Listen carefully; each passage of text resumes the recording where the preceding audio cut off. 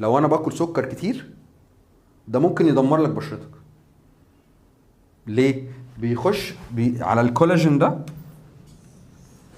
بيعمل حاجه اسمها جلايكيشن. يعني ايه؟ بيقوم ماسك في الكولاجين. جلايكيشن ده يعني ماسك في الكولاجين. يعني انت عندك، احنا قلنا الثلاث طبقات دول، احنا قلنا الكولاجين ده عامل زي السفنجه اللي مديك الفوليوم بتاع، احنا شبهنا الطبقه دي بالمرتبه السفنج.